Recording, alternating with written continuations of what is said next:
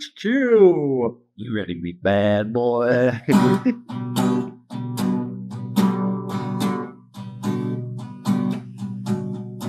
Now on the day I was born, all the nurses gathered round, and they gazed in wide wonder at the joy they found. The head nurse spoke up, said, "Leave us alone." She could tell right away I was bad to the bone. Bad to the bone. Bad to the bone. Bad to the bone.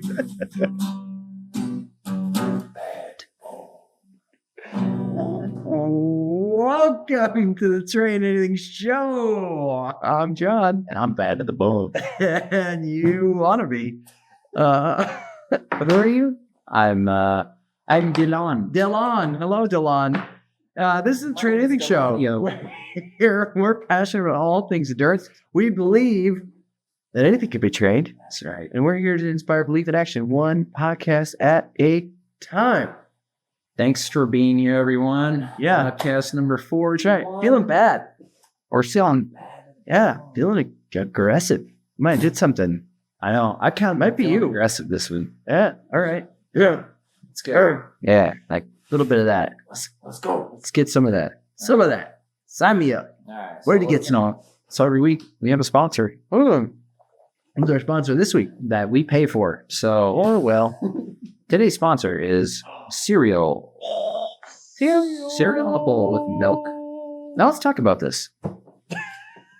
Were you like that poor boy that put water in a cereal? Oh my God. That's skim melts? You're killer. Or were you like 1% or 2%? I mean, our skim went up, or our fat content in our milk went up throughout our upbringing. So, because I think at one point there was the anti-fat movement that said don't have fat in everything, and skim milk, which is basically water, was all the rage. And then eventually we did wise up and add more fat to our milk. Never got to a whole milk in my upbringing, but 2%. We were definitely solid on the 2%. And yes, we went in the cereal. Water and cereal.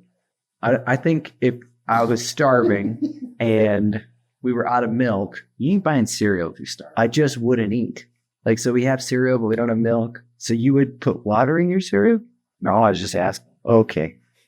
Any of you guys out there putting water? Okay, right? You're starving. All you have is cereal. Yeah. No, because you would just, if you were just. What do you call that? See, they would just have the water.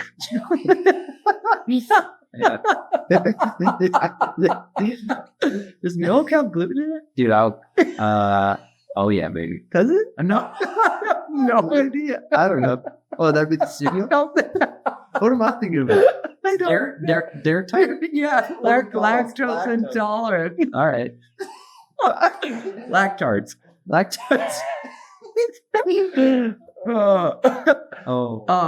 you, lactards. Yeah, sorry. Well, you can take like a pre-dairy pill, or like it's with the lactose people. Or you just put water in your cereal. Don't do that. I was always angry with my friends. I think skim at their house. Oh, like what is it? Water. Yeah, it's white water. But I grew up on 2% like you. Yeah, okay. We did all right. But eating cereal out of the box. Oh, would you do that? Yeah, sometimes. I mean, if it was candy cereal, even with milk, you could just put your hand in there and just eat it. What did I do that with? Let's see. I did that with like Frosted Mini Wheats. Sure, that sounds like a cereal. You don't know what that is? Frosted Mini. Oh, little nuggets. Oh, dude, the frosted top. I absolutely do. I'm sorry to have forgotten. It's been a minute, but dude, yes. And then because the frost, and do you know people buy the unfrosted Mini Wheats? They sell unfrosted Mini Wheats, which is pretty much like horse feed. That's sinful. I'm pretty sure. I'm pretty sure. That's what that is. I'm going to go buy some. Get some on horse feed. Yeah. You got to nay. Let's see. We grew up on buying. Let's see. We grew up on. Did you get to each pick your own? Like, did each kid, did like mom buy Terran cereal and yours like did that? Yeah. Is that a thing? Kind of same. Yes and no. No. Okay, all right. Get it together, man. It's we ate a lot of lice. We ate a lot of frosted flakes. My sister liked life. I thought that was weird. What's the flavor in life? It's like sugar, but not spunky. Anyway, all right. Yeah, frosted flakes with Raisin bran. Raisin bran was fine. What else do we do? There's one more I wanted to say. Cereal. Let's see. Yeah. I think those are the main ones. Oh, honey bunches of oats. Oh, yeah. Get down with those. Oh, that was good. Yes. Yeah, we had all of it. Literally all of it. It was like candy. Did you do Captain Crunch? Oh yeah. Yeah, that like we never did. Your mouth. Oh, have you ever experienced that? I had it at a friend's house and I'd bleed. Oh my God. Yes. At first, yes. Because it's so addicting. So good. And you get to that point of, yeah, well, the peanut butter. It's the pain. You have the peanut butter. We're just desiring pain. Yes. No, but it's like, yeah, something chemically is going on where it's just, oh my gosh, more. Oh my God. And then it's like, I'm bleeding. Oh, how does this taste? Blood. Not great. Yeah. What was your favorite though? I did like Frosted Flakes. Kid. Yeah. I ate a lot of that. Yeah. Tiger didn't hurt. I like just sit in the box and now eat it. Or you could do like the charts and stuff, or like look for the guy doing the chart. Yes. Do you do that now? Well, so I just started buying cereal. Yeah, just to get some more carb. Yes. And I got Chex Mix. Chex, just check. Sorry, Chex. It's a snack. Right. Chex. And you could the reason I got Chex is there's no seed oils or anything. No extra. It's Yeah. basic. Yeah. Just rug, whatever. But it was pretty cute. Asher will eat cereal with me and I watched the back of the box. He just brought me back. Yeah, like, oh yeah. This was like all the entertainment we had. Yeah, now we're all in our phone. Yeah. like the cereal boxes, like the best part of this. I mean, you boxed, I think with us, because you could write on stuff, so people would solve it and take like your brother or something. Man, I wanted to solve it. Right? Like the answer's on the box. You guys solved it. I never think I took a pen out. Yeah, I'd solve there it. probably were. I don't know. Or maybe I'm making it up. I don't know. One time this is probably like 10. No, maybe 12. I had a whole box of Raisin Bran in one sitting. And it was about a half gallon. That's a lot of fiber. Dude, I That felt was your stomach. You got awful. I went and took a nap, actually. shut down. And Raisin Bran is so sugary. Yeah. I should look. all those. I've been meaning to look. See what that calorically was. Well, yeah, half gallon of milk. That was and a box of. Yeah, bro. No, I was older than 12. What am I talking about? I was in swim team, so I was in high school. 15. Okay. Proper Raisin Bran days. Anyway, cereal. Thank you for sponsoring this. Yeah, I've never eaten one box of cereal in one sitting. So no, I feel inspired. Maybe I should get to it. actually, if you guys listeners could throw some like healthy cereal options in the comments for me. Ooh, thanks. Yeah, that's everybody crunching on. Because all I know, I looked up cornflakes. We're studying. Cereal. It's a great sponsor. They paid us a lot of money for this spot. But like cornflakes look okay. Yeah. Jax looks so you get an okay box. Cheerios looks fine. Yeah. Classic Cheerios. Like, oh, dude, Honey Nut Cheerios. They're going good. So good. Did you ever put honey on your Cheerios? No. Did you ever get normal Cheerios or only honey? After honey came out, I don't think we got regular. Hardly ever. Because why would you eat the regular? Yeah, no. Because regular. And we used to put honey on and make our Honey Nut Cheerios. You made your own. Is that pretty good? Yeah. Wow. Yeah. It probably is. Because like real honey. Although the little like bee guy said that Honey Nut Cheerios was real honey. Yeah. I don't think you're allowed to put cartoons on cereal anymore. Rest in peace, honey BB guy. I miss you. All right. Thanks for sponsoring. Every week we mean it. When we say it, we mean it. Bring us in, John. Every week we do our TrainAnything. So what you working on? Bring us in as in like, yeah, you intro it. You intro it, dog. That's what. Different week related to athletics could be not.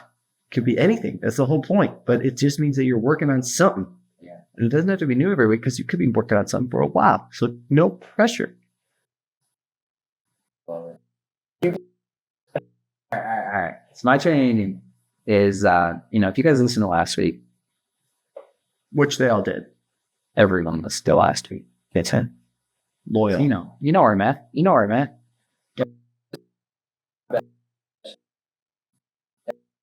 Here. And then we're going to find out.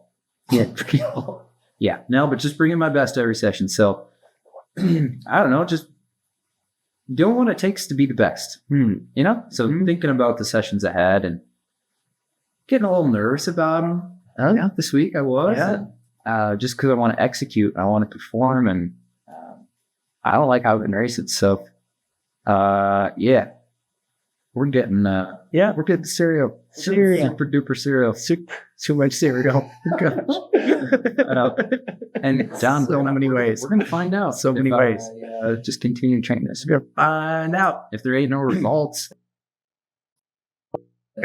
Train. We're fine. We are gonna find out. But I think go ahead. Mindset going in. Yeah. So the sport endurance pursuit, it all takes time. It all builds. It's all like incredible time. As we've talked about in the Belief podcast, and just the amount that your brain and what you think can play into, or does absolutely play into and contributes to or against, like either way, right? For good or for evil, to important to be conscious of it and then manage it. And then in your case, right, you're a professional freaking athlete. So just even to do that requires another level of that focus and of that attention. But that's being said, like everybody can practice it. Everybody needs to practice it in whatever it is that you're doing. Yeah. Yeah. Right. Well, what we found is, yes, like if you just keep showing up year after year, you'll I don't know, and then you plateau and you're like, why am I plateauing? Well, are you being honest with yourself? Do you really care? And you put in that extra work in that you need to keep improving and bettering yourself. And anyway, it's just, so I think to perform at the highest level of your capacity, you have to you certainly have to be obsessed with the process. And I mean, that's what it's about. So we had a hard swim. I mean, we had a great training this week. Yeah. So, yes. John's my coach, and we're just crushing it. So, but we had a hard swim workout plan this week, and I was nervous going to bed. I woke up nervous just because I knew I was going to work hard. There's that feeling. Oh no, I'm actually going to lean into this. I mean, all week sessions have been like that, but then also recovered just as hard. Yeah, right. Get ready for the next one. So I'm glad to train. Love it. What do you got, John? Oh, I'm gonna go with the old noggin. I've been training my brain. I want to give a shout out to brains. You. Yes. Shout out to Crazy. Shout out to brains. I wanted to give a nod to the Endurance Exchange in USAT. So last weekend went to Orlando and met up with a bunch of other coaches and just professionals in endurance sports, specifically around triathlon, and came away with just a lot of good information. It's often we do this out here kind of by ourselves a little bit, right? In Bozeman, and just being able to get together with other coaches and hear about what they're doing and how they're thinking about things, both from managing the business side as well as from coaching, like true brass tacks, new ways of thinking about training athletes and being there for athletes. It was all just really worthwhile. So glad I went. And did you meet any cool coaches? No. Give it to us. What'd you meet? What'd you meet? Dan Lorangatang. Y'all, I met Dan Lorang. So I was pretty stoked about it, actually. I woke up late. So, okay, it's in Florida, which is 2 hours ahead. So the 8 a.m. Rowdy Gaines kickoff was really 6 a.m. my time, which shouldn't be that bad, but with travel and whatever, I apparently turned my alarm off. Oh, seriously? Yeah. So I woke up. It was like 8:10 or something. I'm like, oh shoot, I'm late. Like this thing started at 8, and so I quick, clean up, get ready to head down there. I wasn't running. I had to be there. Rowdy Gaines. I mean, I don't know. He's great. Rowdy Gaines. It was like the emotional rah speaker there, but it was cool too. He brought his medals, so I didn't get pictures with him. I should have, but I was at a session. He's got a bunch of gold medals. He's a pretty cool guy. Anyway, so I was heading towards that, and I get in the elevator, and it goes down a floor, and then somebody walks in. Yeah, and that's delivery. And he had either just worked out. He looked like he wasn't heading somewhere business-wise. He just looked. It was just weird just to see someone cargo. I don't know, but he had he was wearing shoes, and then he had 2 pairs of shoes in his hands, like two pairs of shoes and other stuff. So he was also like carrying all this stuff. And I'm like, oh, it's just down. I'm like, hey, and then he almost got off on the wrong floor. And then it's like, you Dan? Yeah. And I was like, I introduced myself and told him I was looking forward to his session later that day. Are you down the road? Oh my God. You're one of the reasons I'm here. Oh my God. You're such an inspiration. No, but it was cool. And his session was great. It was on teamwork and how you build a high performance team around athletes. And I just thought it was great just to hear it from the man himself. That's cool. Yeah. Dan Luray. That's cool, man. Yeah, right. As coaches, we always need to learn it and we need rubbing shoulders with the best in the world, right? Yeah. There's something to it. Something about it. Yeah. So fun. You came back refreshed and it was excited about everything and our programs. Drain your brain. So anyway, nice, dude. Yep. Okay. Well, bring us in. Let's do this. Hot meat. Okay. Hot meat. Today, we are get into just an episode. It's not a series. We're not like kicking off a 4-part or a 6-part. Usually we like to do our parts, but today we're just going to talk about triathlon gear essentials. Jumping a little bit off of the last sauna talk on tips for beginners, hot tips for beginners. This is more about people looking to get into the sport. It could be at various levels, or maybe you're looking to level up in the sport. I don't know, but what are our thoughts on gear essentials? And so that is what we're going to go through. We're going to talk about swim. We're going to talk about bike. We're going to talk about run. And then we're going to talk about extras, like strength and other kind of equipment. So, yeah. And it's, I think the continued emphasis on this, even it was one of the tips, right? So this is like taking one of the tips from last week and expanding it to a whole pod, but triathlon requires so much stuff and it can be so overwhelming. So you're out there wondering, what do I have to have? What's important? What don't I need right now? What do I need later? That's what we're going to try and talk to today to give you some of our takes on what it is. Triathlon gear essentials. Let's do it. Do it. Okay. Swim. Jumping into the swim. I kind of like, let's tier it a little bit. So if you're just getting into triathlon, right? What are the bare minimum essentials to do a triathlon? So I think get yourself a pair of goggles. You don't have to spend a lot of them. Yeah, a lot on them. But not like those snorkel goggles. Like don't get those are awesome. Those are awesome. Time and place. Don't be that guy. Okay, this is funny. The first piece of equipment. Okay, strap in, everyone. For all you listening, if you guys, are in the pool and doing flip turns and you suck at them, water goes up your nose, right? Oh, those goggles would actually be pretty good. They would stop that. They would. Or nose plug. I took some to your choice. But yeah, so I don't know. Yeah, pair of goggles, regular wetsuit. Cheapy. Maybe. Yeah, I guess you don't even need it. Depends on what race you're doing. If the water's warm, you don't need one. Yeah. But you'll float more. Yeah. Yes. So that's the basics. And something to cover yourself. Yeah. Swimsuit of some kind or for training. Yeah, but like bare essentials. So like you could train in your swim trunks. It's not recommended at most public swimming facilities. Swim trunks? Oh, did you say swim trunks? I thought you said shorts. Oh no, trunks. No, Yes, fair. I mean, swim attire. Don't wear your jean shorts into the pool. Dude, They don't appreciate that. right. Shout out Connor. He was wearing swim trunks. His whole build into Ironman 70.3. Quarterly. About it. I was like, bro, we should get you in a jammer. At least entry level. He's like, nah.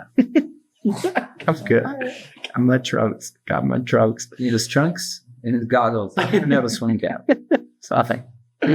Yeah, so I think it is really basic. And on the wetsuit front, so let's talk about that a little bit more because people are going to want to get into it.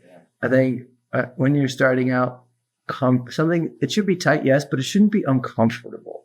If you are putting on your wetsuit and you are just like feeling so constrained and constricted that you can't breathe or can't move your arm or whatever, it is too small. Like it is the wrong wetsuit for you. So you should be comfortable in it out of the water. Yes, when you get in the water, they do tend to kind of loosen up, get a little water in them, and it'll feel maybe a little better in the water. But I err on the side of make it comfortable when you're in it. Otherwise, you're going to hate getting in it. You're going to complain about it, right? We just want to be easy. Like, what's easy? Right. Well, and so, okay, that, and then sleeve versus not like sleeve. Yeah. What do you Not play sleeve. What should I do? So this is funny. You guys are listening. Donald's a sleeveless guy. Totally. All day. I'm a sleeve guy. Lame. So why do you do sleeves? Or I guess freedom. Oh my gosh. You're such a swimmer. Listen, Just want to be free. yeah, the arm mobility. Yeah. Is that all it is? Well, I have worn. He's shivering on cold days. He's like black and blue. It's true. Okay, so I do recognize that virtually all the pros wear the full sleeve. Maybe in part because that is the top tier wetsuit and that's what they are given because they're sponsored. So it's like that's just what they wear because it's what they were given. But I do think there is some evidence out there to suggest that you are faster in a full sleeve wetsuit because there's more neoprene, which is helping you float. They can also play with the textures on the panels of those forearms, which might be more beneficial to the skin. So I would say there are performance benefits, perhaps, to a full sleeve wetsuit at the highest end of them, like the super high end where the shoulder material is super thin and easy to move around in. But I still find it too constricting. I just, I've worn. I just have doing too many there's curls. just too much. It's just I can't be constrained like that. I just need my space. But I've raced in the cheap long sleeve, and frankly, cheap long sleeve versus sleeveless, I would still pick sleeveless. I would consider it if I had $1,500 to spend on a wetsuit, which I am doing. Wow. Okay, So that's what I got to say about that. no, that's good. Right, But I don't. perspective. Yeah. Yeah, it's my point of view. I think I've never swam in a sleeveless wetsuit. You don't even know what you're missing out on. You swam this. Yes, misery. Yeah. Oh, Well, John, listen. So, I mean, I think there's a couple guys who don't wear full sleeve. let's talk about this too. So, before we kind of go too far, every brand fits a little different. So, Very true. I think, if you have like a part of a team, sometimes like you could do like demo days or something. Get a fit kit. Yeah, get the kit. But like, and I think the companies are typically pretty good on returns. Yeah, they're super good. But Just don't put a hole in it when you're trying it on. Yeah. Otherwise, you bought it. Yes. Yeah, you're so well there. So yeah, try the brands. Find the one that works for you. I'm a Blue 70 boy, so shout out Blue 70. If you're looking for like a good price point, middle of the road, good wetsuit, the Fusion, good one. Your Action, another good one. In Blue 70. Yeah, Why Blue not? 70. Yeah, Okay. the Helix is like $1,000, but I mean that's super thin arms, CPS technology on the back, so you're able to have more freedom in the back and you're extending. I mean, it's cool. And then they have lift panels on the hips and the side, so like more buoyant around the hips. And that's the whole thing, right? With swimming, is getting up on top of the water. So they're building these $1,000 wetsuits for you to float higher on the water. But anyway, yeah. I think So just buy a cheap wetsuit. used market is good for these two. If you're in an area where there's open water swimming, you can usually people are trading them out. So I would discourage. Is discourage the right word? Yeah, I think so. The surfer wetsuits. Oh yeah, don't do that at all. Yeah, like you're probably better off without. Surfer is the key word. Yeah, right. We're not surfing. You're swimming. So I do think finding used or some of the brands, right, there's tiers like everything. You can buy a cheaper one and it'll still be better as a cheap triathlon specific or open water swim specific wetsuit than a surfing wetsuit. Yeah. Goggles. Gogs. So this What do you got to think about? I love clear goggles. And I heard that. But every race is a little different. So you got to figure out, is the sun going to rise when you're coming back in and you're going to be blinded and you don't know where you are. So maybe Blinded by light. maybe consider getting a tinted and a clear. Or if you just, something that is rock tinted all the time. That was me when I was younger and then I went to clear. You can actually see. But you look like a dork in clear. You look like a total dork. It's like you're ready for your eye exam. Let me check your corneas, everybody. Don't look into my eyes. I got this on. Because I can't blink. Yeah. Yeah. Something to consider, but Yes, a couple tints. I like the 2 tint idea. if you tint, I mean, hey, $20. Right. They're not that expensive. They last a while. Yeah. But, hey, I like Speedo. but if you're like, I just want one, just get the tinted, all right? Don't want to tinted. Yeah, agree. It's fine. Yeah, you'd be better if you had to pick one, go for tint. Mirrored if you're really cool. Whoa. Yep. And mind your, on the goggle front, while we're giving out tips about gear, mind the fog level in the goggle. Like they all come with some sort of not goop, spray, whatever on the inside of the goggle to keep it from fogging up. But eventually that wears off. And they do sell anti-fog spray, which I've never personally used. You're wasting your money. Wasting money. See, so you're just pouring it out. Don't do it. Spit. You're better off spitting and then eventually getting a new pair of goggles. So I like to cycle a new pair of goggles when I'm coming towards a race. Like a race is a good excuse to buy a new $20 pair of goggles. Now, mind you, swim in them the week leading in so that it's tight enough and you're not trying to, are they too tight or like while you're standing in line to start the race? That's not a good place to be. Nothing new on race day. But that week, they'll be crisp, they'll be clear. You won't have to deal with any of that fog when you're looking for buoys amongst the waves. Cool. Yeah. Is there any gear essentials for swimming that you can think of? I like paddles. Oh, right. The other side. Yeah. Pole buoy, kickboard. And that's it. I mean, those are pretty common. Paddles, pole buoy, kickboard. Yep. Might go with that. I mean, there's so many toys. So many toys. Then you get a parachute, you get a band, you get specialty paddles, you get specialty hand weights. hand weights. That's right. The stones. It's all extra. I think, like you said, most pool fins, we say fin fins. A lot of pools obviously have, well, maybe not obviously, a lot of pools have group gear or borrowed gear. Usually kickboards are pretty, you can almost always find a kickboard at a full buoy at a pool if it's a real pool. Paddles not so much. So definitely get yourself some paddles. Okay. But triathlon gear essentials for swim. Oh, Catholic. Oh, go ahead. Well, I was just going to overview it, but yeah. Sure, that's fun. Anti-chafe. Oh, yeah. Yeah. Get some of that body glide. Yeah, your wetsuit's going to eat your neck and it'll chafe.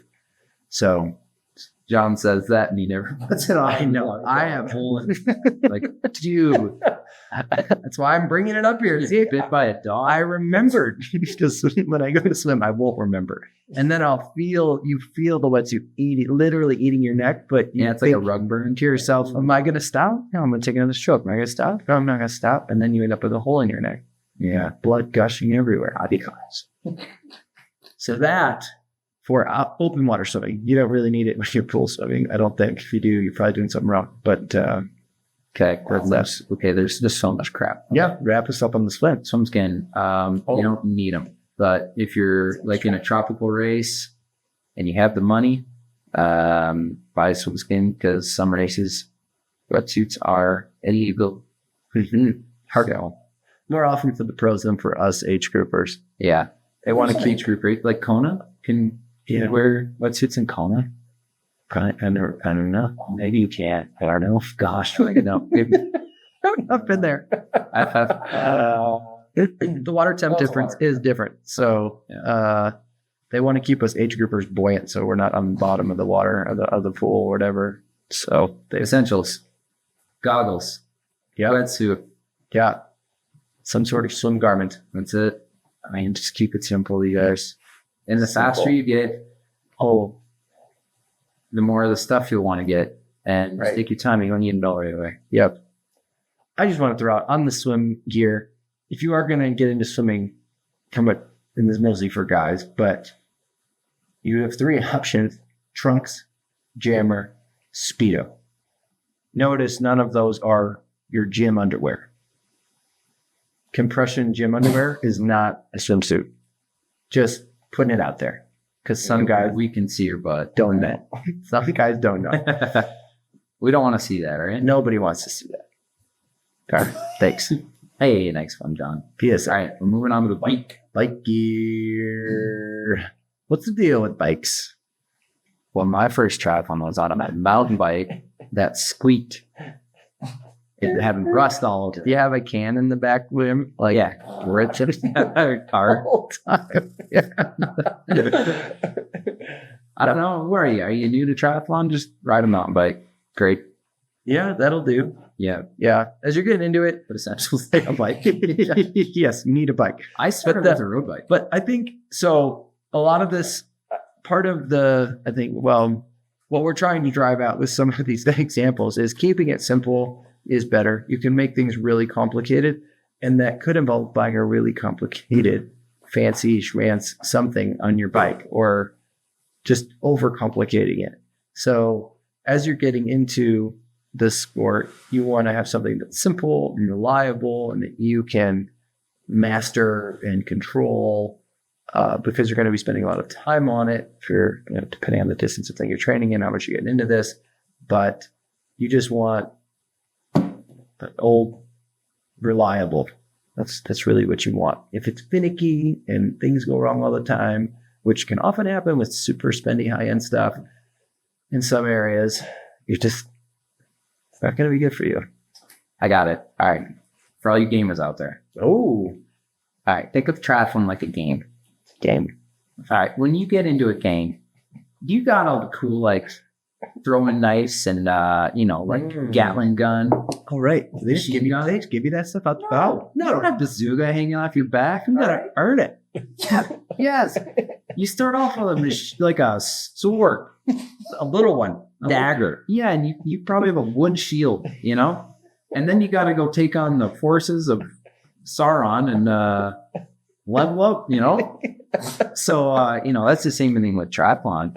Just embrace your wood shield and that's right. Dull sword. Yes. And that's like a bike. Hey, yes. Ultimately, it's right. It's about you and your fitness and your ability to wield your dull sword. Yeah. And you know what?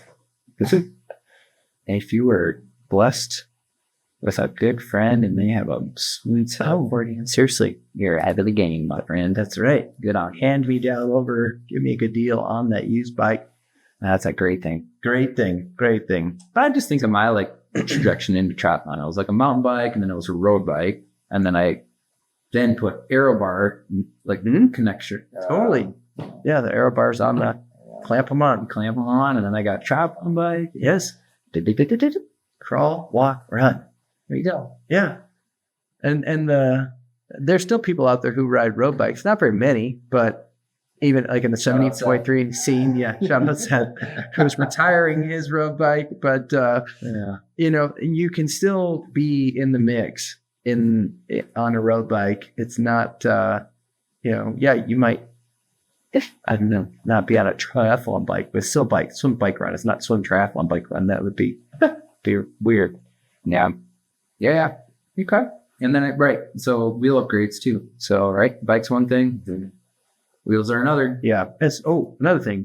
So for those of you who are getting into it more or just starting out, the road bike plus aero bar combo is super helpful if you're not comfortable in aero, like you're not ready to jump to that all the time.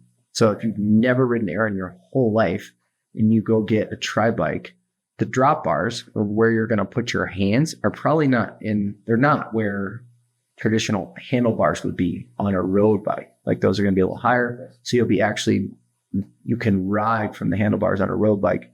It is more dangerous and less comfortable to ride from the handlebars, the drop bars on a tri bike. So if you are in this, well, what should I do? I don't know. If you are not used to riding aero at all and you have a road bike, just throw some bars on that. And then you can start getting used to that. And then when you're doing more of your rides than not in that aero position, then think about upgrading that bike. But don't get ahead of yourself and then just ride on the drops, because it can be uncomfortable, unsafe, just not going to be worth your dollar there. But what if I want to win, John? Oh, gosh. Bike more. Bike more. That was a high five, folks. Yes, let your fitness out. Level you up. Yeah, let your fitness beat your equipment.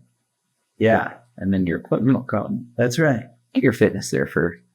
Okay, great focus. Helmets. I think one that's hard. Right. Well, helmet can be. Well, they say helmets can help your aerodynamics the most of even air wheels, carbon wheels. So having the right helmet, but that right, then we don't want to stress you out on this podcast. That's right. Not about that. Don't worry about an aero helmet until you're on race pro or right. Grab all the other stuff. Yeah. Right. So any old helmet, and there's like Giro, I know makes in Rudy Project makes like a good looking road helmet that's aero. Mm-hmm. Get that. Yeah. One size fits all. Totally. I think you have to at the base level keep it simple. Don't stress out. Yeah. You don't need to be looking like Spaceballs. That's right. Yeah. It's not for everyone. Please don't. Project. Cool. Yeah. I'll see you. Yeah. Okay. All right. Get a helmet. Yep. Helmet. Wheels. Keeping that simple. It's good. Wheels. Oh, does your bike come with wheels? Yeah. Most bikes come with wheels. Yeah. Oh, aluminum wheels are great. You can get carbon great. Just the essentials, all right? Just on a bike. Yeah. I heard tubeless is making a comeback. Popularity. Well, Did you hear that? Oh, for sure. Well, I don't know if it's making a comeback or is it making a surgence in the last 5 years. You tell me. I like tubes. People will do it, but I'm slow. Maybe the evolution of tires and wheels have been pretty funny. When I was getting into them in triathlon back in the early 2000s, there was sew-ups. You guys heard of those? No. So it's literally just a tube that you glued onto the rim. So if you get a flat, Totally screwed. yeah, very fast. Okay. But it was just High risk, high reward. yeah. And then then you went to clincher, right? So you got your tires and your tube, butyl tubes, those big heavy black ones, or thing. And then they went to latex, right? So latex is actually pretty fast. It tests just pretty much as fast as tubeless. It's pretty cool. But the tubes are really thin, so if you get a puncture, might be out. And then tubeless is probably best, because it can, if you get like a bulky, that sealant, right? Seal itself. But if somebody's just starting out, I said, but what do you recommend they get? Just starting out? Well, it depends. I mean, if you're just starting out, ride the bike that you have. Chances are the bike, like a cheap bike, won't be tubeless ready. It won't have tubeless ready wheels. Your local bike shop can tell you if it's compatible to set up tubeless, but if you can, rock tubes. Yeah. So sure. Wow. Exactly very much. I just feel like it's extra maintenance. I say go with the tubes. Yes, you have to put the sealant in. You have to make sure. Take this kind of like, you have to make sure the sealant stays in there. If you don't ride your bike for a week or something, you can pop the thing and it drips out or dries out. Like, I just think there's more that can go wrong if in the casual or, just average, any kind of cyclist life than if you just have tubes. Well, hey, if you're going to get a flat, you're going to get a flat, and you better have a spare tube on your bike And know how to change it. Yeah. right. So that's the other thing. Well, let's follow the podcast. Yeah. All right. Well, Learn how to change your tubes, folks. you should definitely do You that. can watch a movie and just practice. Doesn't have to be extra. Come on. Make it happen. Make it happen. Anything else on bike, January? On bike? Well, yeah. Power meters. Power meters. Do I need one? Who are you? It's my question to you. Who do you think I am? Do you know who I am? Jewish maven. No. I'm new. I don't know. Yeah, maybe I'm new. I guess I'm new. I'm new. Yeah, you don't need one. Hey, if you have the money to buy a power meter and you want to have a fun toy and your coach would love you, get one. Yeah. Yes. You don't need one. Not right away. Yeah. No. I generally agree. I think it's good. Oh, no. Did you just click our... What? You just hit the power strip button with your toe. Did it all go off? Yeah, you got to flip the... Right on. There we are. We're back. Okay. Watch your toes down there. I'm just going to move that. Flipped our power strip. Did the power go off? Did the world end while we were in here? Did that break? Oh my gosh, We're still recording. Well, the internet is still running, so we're good. Okay. We got that whole thing on. Bring us back to power meter. So when you're starting out in triathlon or any endurance sport, really using RPE, going off how you feel is so important at the beginning to know, what feels hard, what feels easy, what feels really hard, and then scaling that back to either 1 out of 10 or 1 out of 20 scale, whatever it is, just to get a sense for that before you get overly caught up in the tech of heart rate or power, whatever. If you're really just starting out, starting to move, see how you feel. And then after you start to know how you feel, then layer in heart rate from a reliable chest monitor, arm monitor, less so the wrist thing that gets sweaty and is unreliable. But then start to correlate how you're feeling with your heart rate, right? And you start to learn that about yourself. And then same thing with bike, right? Okay, I know how hard this is. Now, how many watts is that? But you really have to go through that education first, starting with yourself and how I feel, and then start to layer on these things and then connect them so that they're relevant, useful metrics for your ongoing progression and training and all of that. So I'm aligned. You don't need it out the gate. As you get more serious, I think if you have a coach, it does help. It's hard to coach an athlete without a power meter because you really don't have a sense for how hard they're working. But that's another tier or different category of athlete. So I think once you move past that progression and you're into it, go for it. Yeah. Well, it's just so we're in the age of technology. It's everywhere. All the wearables, all the things. How am I feeling today? Let me look at my watch. I will tell you. Yeah. I don't actually know how I'm feeling today. I need to check my watch and it will tell me. I feel tired, I guess. Notice I'm not wearing a watch. Neither are you. Good on us. I know. I don't wear it actually anymore. Freedom. I don't even watch tan ever. I just wear it when I run. Just when you need it. Yeah. But I was going to say something about new tech. It's everywhere. Right. It's everywhere. So, So when I was getting into triathlon, I didn't have a power meter until 2017. You did all right. And I was doing Olympic distance racing at I was going 153s, 152. So I was up 2 hour Olympic. Yeah, without a power meter. So it's not that you can't get fast without one. You just do effort-based training. But we're in the day and age of technology. So it's just fun. If you're a tech dork, you're going to want a power meter. You are. And your coach is going to want you. But I think I'm a coach who could certainly go without one. Be like, okay, let's just see how you're feeling. Put the work in. Are you recovering? Put the work in. Are you recovering? Yeah. How are you feeling? Are you excited? Like, are these workouts fun? So, I don't know. Power meters. Yeah.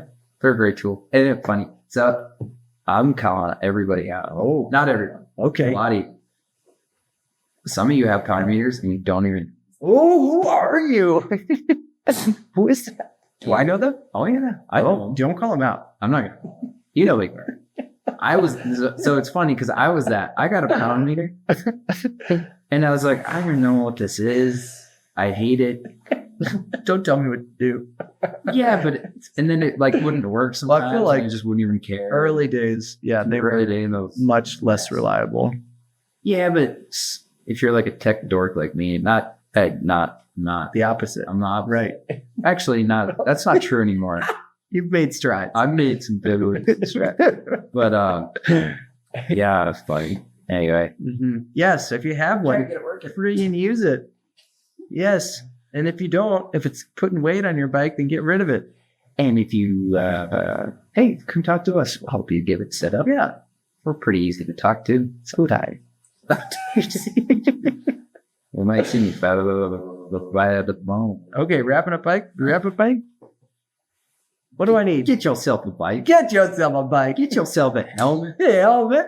Oh, sunglasses. Oh, well, let's do some sunglasses. We didn't talk about Those big June bugs.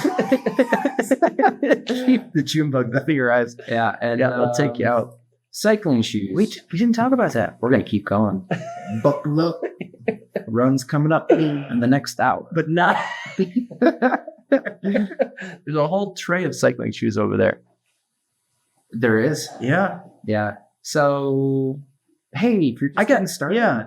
But we need tennis shoes and get some dough baskets. That's awesome. So epic. But we're in 2026. I don't know if you need to do that. Yeah. Actually, if you're really new, that's probably the safest way to start. Like if you're new to biking, because raise of hands, who has fallen when they switched to clipless? You've never, John. I almost fell once. Oh my gosh. I saved it. The fall, like that fall that everyone has. Hit his head in it. No. I remember it like it was yesterday. I was in Michigan. I was in grad school. I decided to get in triathlon. Take 10 people out. I went and bought a bike from Performance Bike. I have a Scatante. And I went on my first ride. And I got to the group. By myself. Okay. I got to a light or something where I had to turn left, and it was uphill, and I had to stop and then put a foot down. There's a lot going on. I'm in the street, but it's Ann Arbor, so it's not like a big deal. But still, I'm in the street. There's cars around, and I didn't know if I was a left side leaner or a right side leaner. Like you find this out when you're on clipless. So I thought I was a left side leaner. I'm picturing it. Just and then I started to lean to the right. And I'm like, panic. And then I did do a forced clip out and caught myself like literally in a lunge, like in a lateral lunge. Okay. And I did not fall. But it was so stressful and I almost did. So yes, I'm one of the few who did not fall during that transition into clipless pedals. Why do we call them clipless pedals if you clipped? Don't ask me. Right. All right. Here's a reason. Clipless. Because you do clip in and clip out into clipless pedals. That's right. It's confusing. Yeah. Figure that out. I'm not Googling it. All right. I got to watch when Kendra and I were dating. She was getting into cycling. No. Before, Lord bless her. All right. Kendra. Yeah. She flopped over into the ditch. Oh, no. Tangled. Like, oh. Did you feel bad? I felt so bad. So you're the only reason she was on a bike. Totally. Yeah. She got into it for a while, but anyway, it's so fun. But back. I think get it. If you're like, I do my local triathlon once a year.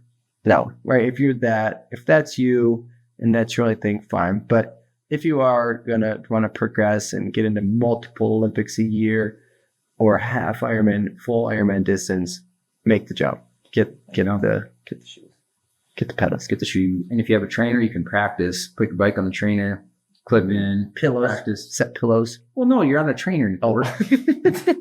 Some kind of trainer, not your rollers. Yeah, just, practice. Click, clip back in. Click. Anyway. And you can adjust the tension on your pedals to make it easier to clip in and out, just so you know they all come adjustable. Have you found out triathlon's not that serial? It's not that super. That's cereal. And you don't need that much stuff. As much as we're talking about so much big stuff. Yeah, right. Sport's so dumb. Oh. Yeah, and so much crap. It's great. We love it. I know. We love it. All right. You want to wrap up the bike? Sure. Okay. I think I was trying. Let's see if you make it. You need a bike. You need yourself a helmet, some sunglasses. You get some cool ones if you're like, if you don't want to take yourself too seriously. You come shopping in Dylan's garage. He's got some for you. Sick ones. Yeah. Whatever. Bike wheels. Another one. No. A kit. Cycling kit. So some cycling shorts. Yeah, we were real prepared. Well, we are actually. And I think this is a better podcast. I got another one. We're not going to. Run is going to be simple. Chamois butter? No. Okay. All right. Save it. I got to talk about kits first. Okay. All right. So, triathlon. So cycling kits, bibs are really nice. They are. So I wish myself a pair of bibs and make like a jersey. It feels so good. I didn't wear bibs for a long time, and then I wore bibs and shut light, and I wear bibs. Are you wearing whitey tighties out there? No. Captain Underpants. Just hardening. I was just. That's it. You call it hard teeth. Hard. That's funny. That's what they used to call me.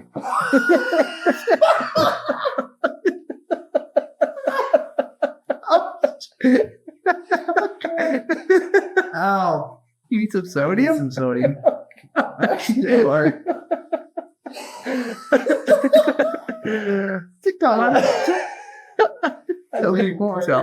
saying more.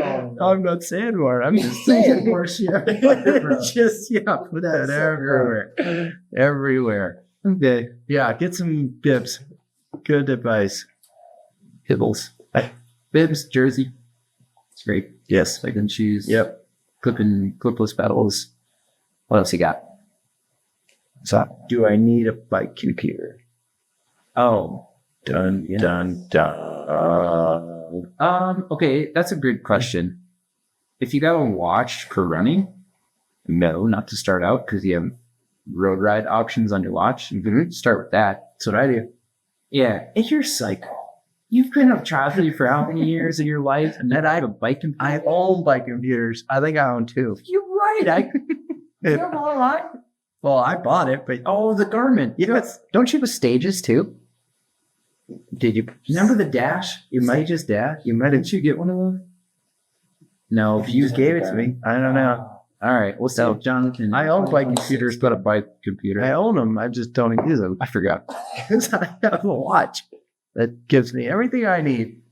It is a little bit annoying to do intervals looking, because if you're in aero, I turn the watch so that it's on my under wrist. That's the way to start, though. Yeah.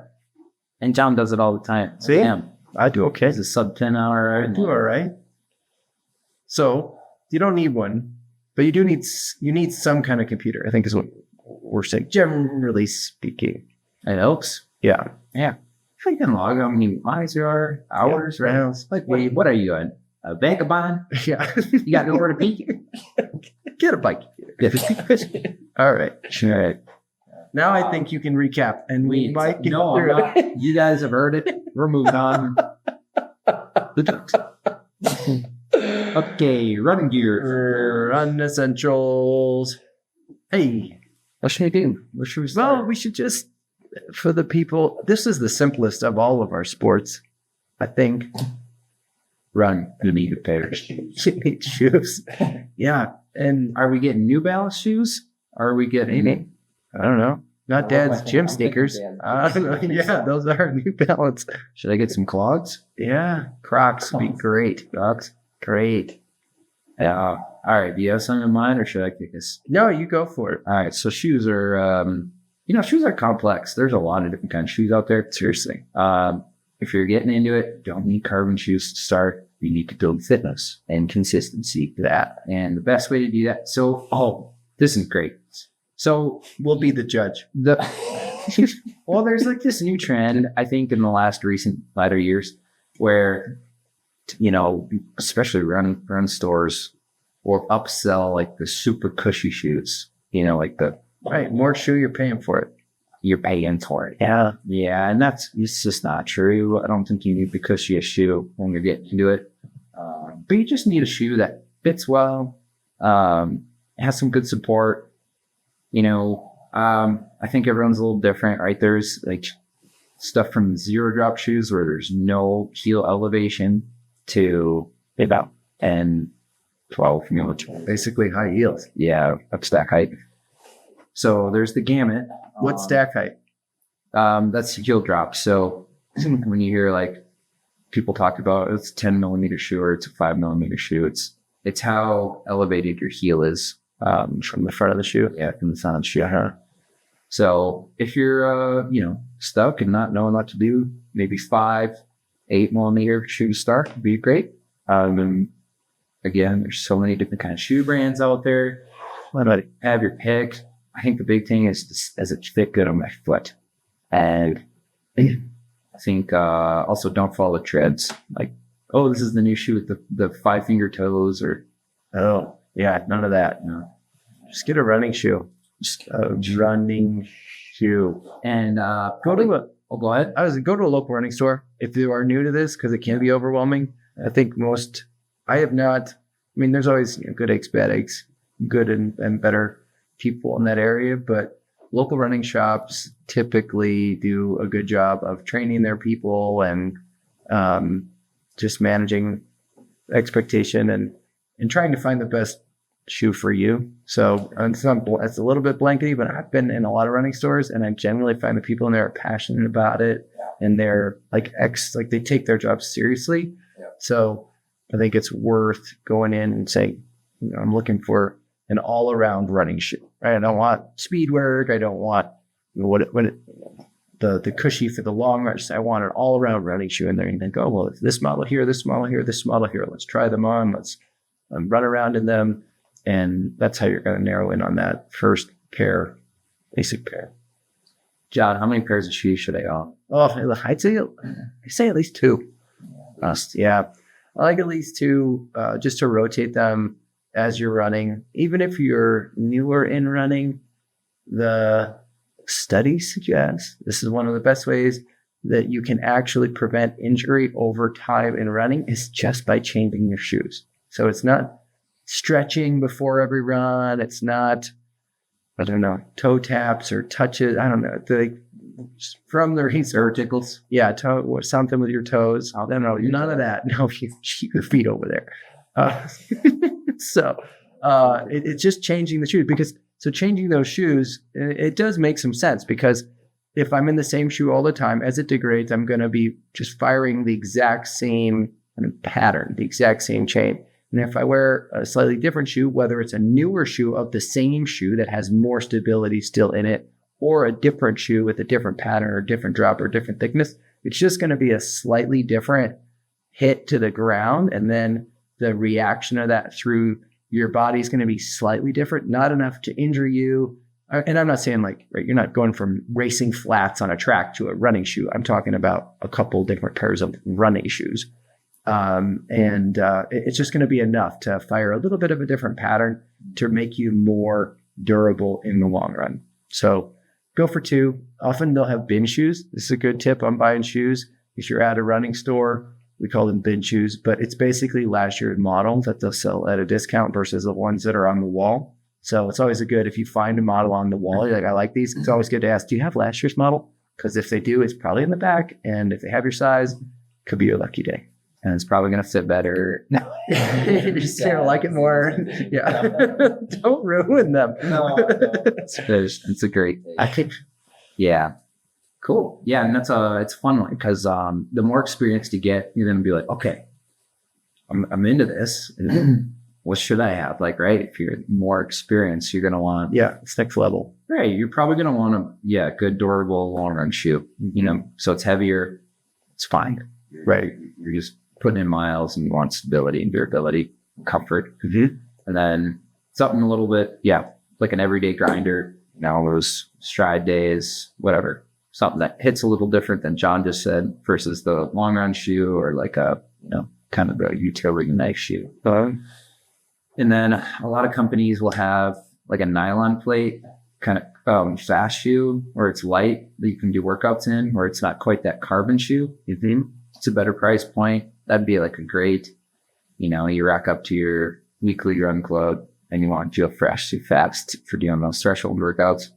Yeah, grab that shoe. Mm-hmm. And then race day shoe, baby. You just drop that $400 on that counter. Burn your money or buy running shoes. You need that. Sweet true. No, play on the fast free shoes. Yeah. So, I mean, that's how many shoes do I have? Too many.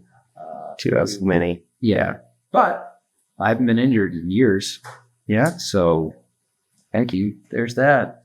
Yeah. But I do think, right. So, to your point, it's at a certain level, there definitely is specifics in how they design the shoes and what they're for. I think even more importantly, as you get more into it, you feel it. Like I did not have that adept ability to feel, that's a responsive shoe. Why, Dylan, that shoe is quite responsive.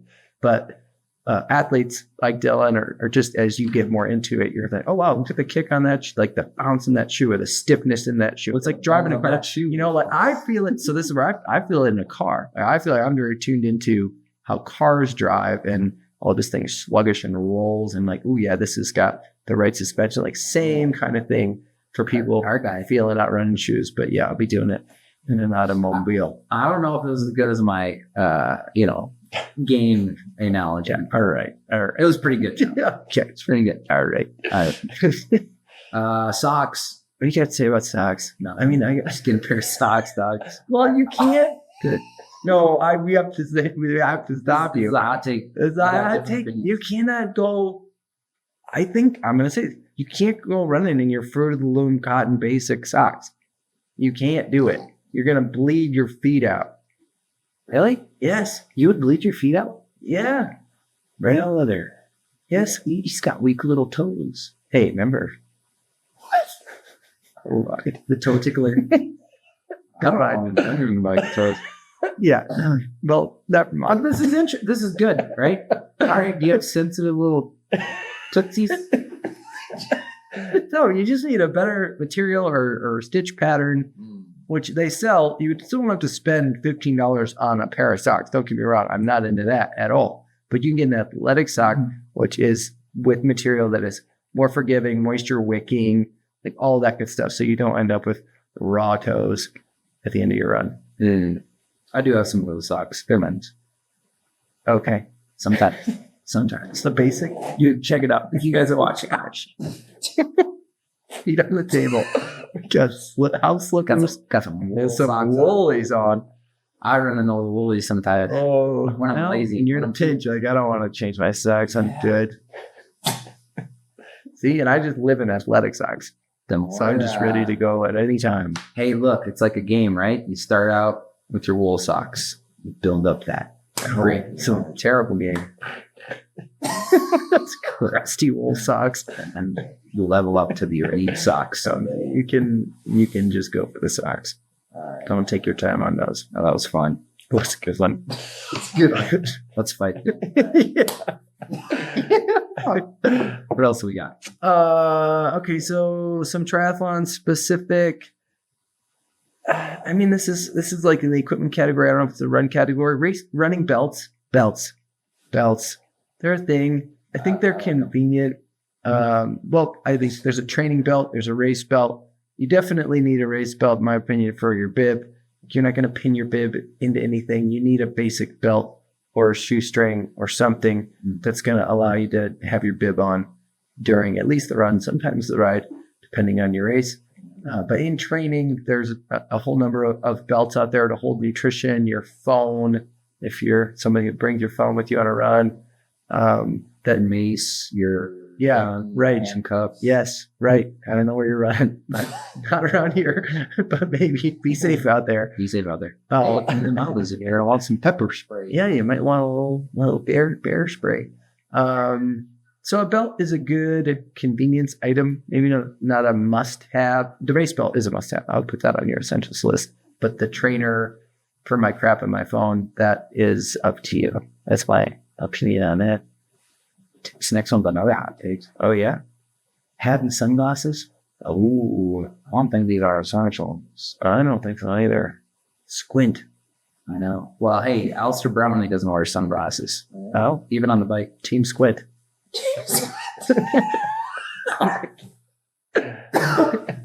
Alistair Brownlee. You ever ask him why not? Squint. What did he say? I'm getting paid enough by sunglasses. Oh, well, nobody pick him up. Good. Yeah. I don't know. I don't wear sunglasses a lot, but I do when I race. Right. Yeah. Racing. But rides. training, I don't feel like I always need them. For a run. No. Yeah. Yeah. Bike we talked about. Essential. Keep the rocks out of your eyes. They hand those bean bugs. Yeah. June bug coming hot. Just break your Just you can crush it.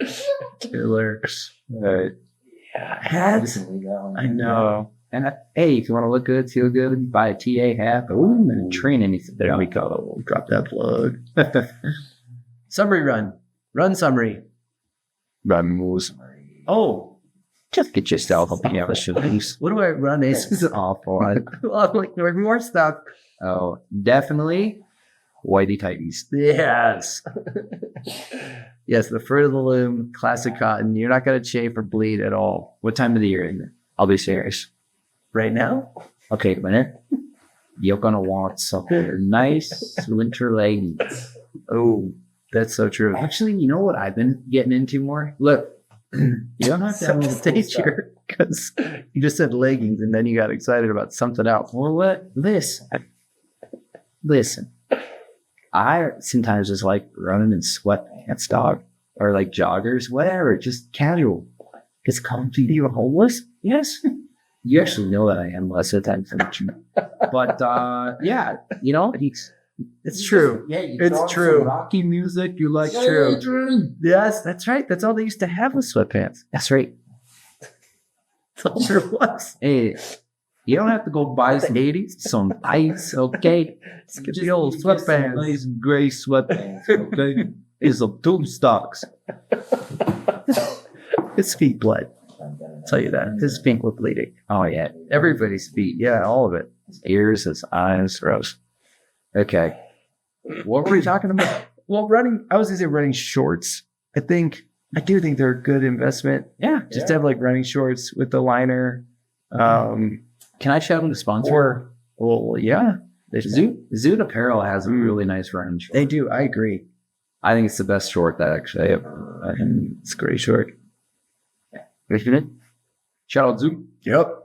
Yeah, so get some running shorts. Yeah. Kind of like the bike chamois or the bike bib situation. It just makes life better.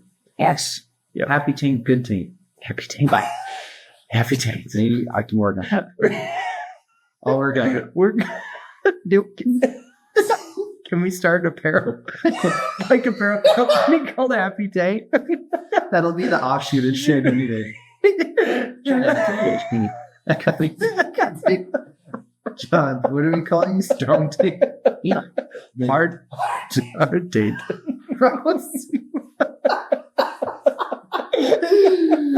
Okay. You're all We're almost there. okay. I'm pretty sure. All right. That was the run. Okay, so yeah, get stuff to run in and get some shoes, at least 2 pairs. And 2 pairs. 2 pairs. This one we didn't talk about it, but with the watch, we're gonna talk about the watch. You need a watch. I mean, you kind of do. Yeah, what are you? Right. It's 2026. Yeah. So some sort of sports watch. You could certainly time yourself without one, but you need a watch of some kind, preferably a sports watch. And maybe sunglasses, maybe a hat. Yeah. And then go over. And get buy the bougiest athletic sock that you can. Oh, yeah, forgot about that sock. Big John in it. Yep. I want to see your socks. Not really. Okay. All right. All right. Getting there. Yep, we're about done. The last section. Extras. Now we're on to the extras. That was all the essential. Nobody's going to get into triathlon after listening to this. I'm like, this is the essentials. They're all writing it down.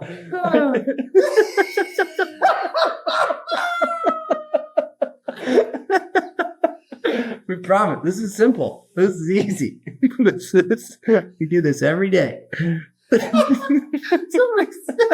Someone didn't know, but he's just all over the place, burning it. They're like, I'm gonna find a new hobby. Hey, listen. If you didn't get anything out of this podcast, just don't take yourself too seriously, all right? This triathlon game's serious business. Serious.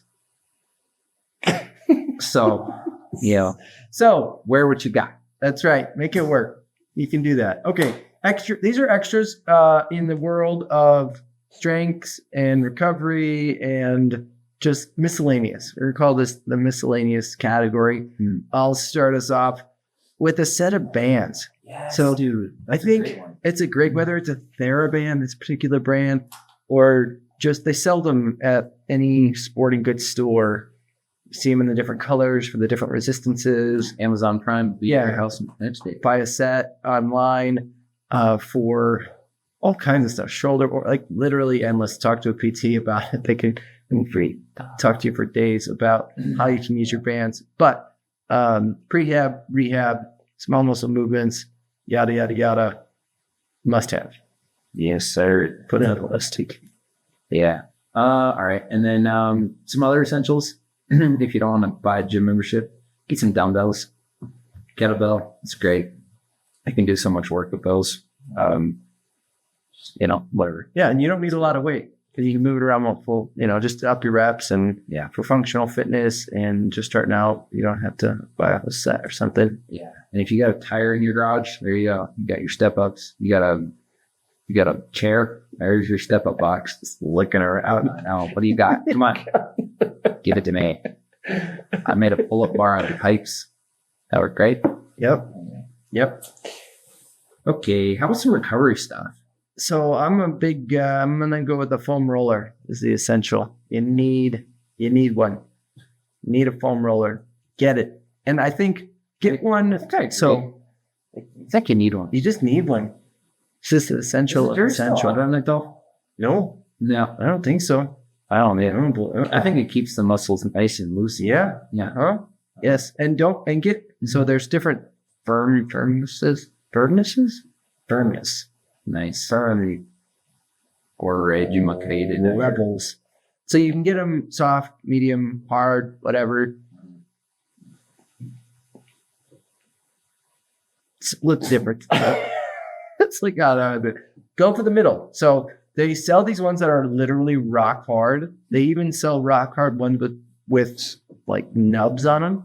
I have purchased both of those because in my brain I thought, well, if it's harder, it's better, right? Like if it's and more aggressive. Well, yeah, My teeth it's super painful, and then they bruised. My thighs were bruised from the W one, so don't make that mistake. And then on the other side, if it's too soft, sometimes I think the white color is like the really soft one. It's like not doing anything. So shoot for the one in the middle. Trigger point is my favorite. That's what it's called. No, they're called. Sure, pretty sure. But and their standard is just a medium, is applying pressure and doing the thing just right. Goldilocks. Massage gun. Oh, Those are awesome.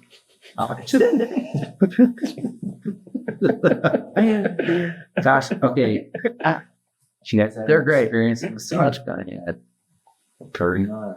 yeah. Not an essential, but come on. Yeah, that's like an extra. That's like okay, I got some Christmas money from Auntie Lou. I'm gonna go get a massage gun. Thanks, Auntie Lou. Yeah. I support it. What are we forgetting? Well, Is there, don't is there anything else you need to get into this sport? you don't even need that crap, but we just like talking. Yeah, no. And Gosh, if you have any questions, hit us up. Yeah, we'll talk about it. We're talking equipment. We're talking triathlon. Yes. Takeaways. Triathlon. Takeaways? Let me hit the takeaways. Yeah. What the takeaways? All right. Slapping with these notes. So, gear, you can't buy fitness. You have to work for fitness. So, you got to put in the time, and that's really where you're going to see the gains. Yes, gear can make you faster, more aero, yada, yada, but at a much smaller percentage increment, bang for your buck, whatever, than just getting fit and putting in the good work. So put in the good work, get reliable gear. So reliability is super important so that you can continue to train. Get comfortable gear. So if you, every time it creates friction because you're not comfortable on it or because you're worried about something or it doesn't fit right and you're creating that friction, then you're going to have less chance that you're going to stick with it and keep doing it.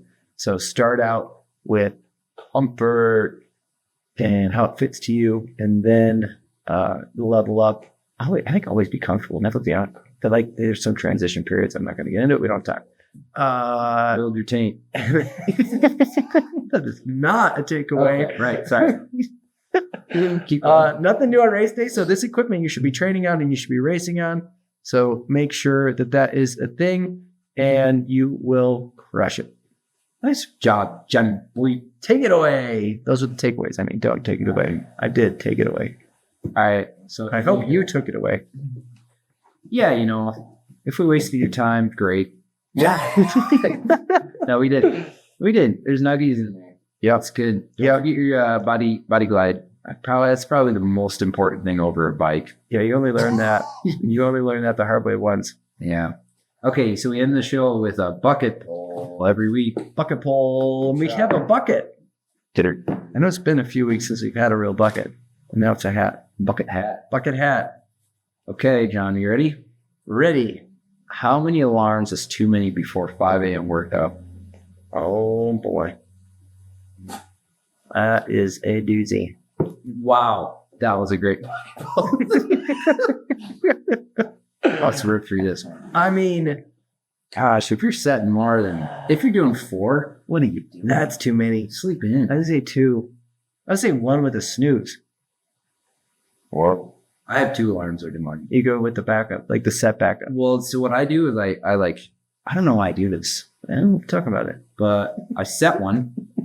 I'm like, okay, it's time to get up. And then I allow myself 4 minutes to lay there. But is it a snooze or is it a set 1 minute alarm? And the second one. So it's like it's a go. snooze without hitting snooze. And I like that idea. All right, so that's 2. I think 2. So if you have 3, you're psycho. I think if you have 3, you're overtired. You're not going to bed early enough. I think so. Yeah, this whole thing brings into Right. And you really want to get up? right. This is right. It's more about managing your overall sleep, quality of sleep, overall recovery. In this question, less so. How many is the right number? I do think 2 is a healthy number. 1 or 2. More than 2, I think you're in trouble. Do you do 1? I do 1 and then I snooze. And you snooze. Or snooze set for. 4 minutes. Yeah. I'm not that specific. Sometimes I'm like, oh, I'm weird. Well, I don't have to tell me. time. Sometimes, okay, we got to get to the pool at 5:30 for our morning swim practice. Sometimes I'll set it for 5 a.m. Sometimes I'll set it for 5:03 a.m. The first one. Sometimes I'll set it for 5:06 a.m. It's so weird. But it's something about it. It's like, oh, just changing it up a little bit. All right, it's kind of nice. Okay. And then I'll set it either 3 minutes or 6 minutes later. I don't know. It's something to do. Yeah. It is. Gosh. Yeah. So if you're setting 4, 5, 6, you do that is, it's almost wasting time in the morning. Yeah. What are you doing? I want to know. Yeah. Me too. But hey, maybe you're just really tired. Yeah. More sleep, fewer alarms is going to be better. And, are you a custom? Oh boy. Are you custom? Are you custom alarm guy? Or are you I'm default. It's not aggressive. It's kind of light and gentle. It's fine. Speak time to get up. Okay, well, that's our bucket full. That's our answer. And thank you so much for listening. We are here at the TrainAnything Show, and we hope you learned something today. On the day I was born, the birds gathered around. They gave them wide wonder at the joy they found. The header spoke up, said, "Leave this one alone." She could tell right away I was bad to the bone. Bad to the bone. Bad to the bone. Bad to the bone. Oh, that's our show.